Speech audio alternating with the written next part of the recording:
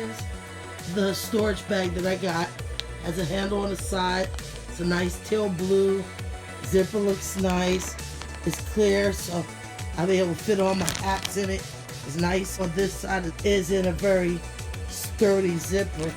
It's just a very small, dinky zipper, which means you have to be careful. It's nylon when you open it. But let's look. This is the type of material it is inside, which isn't a really thick material, and it'll be easy to rip. There's a rip right here. It's really thin.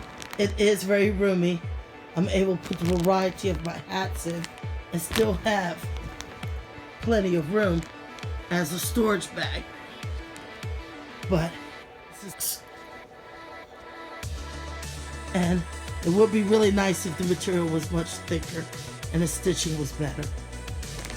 And I do like that it does have the see-through, so you know what's in it.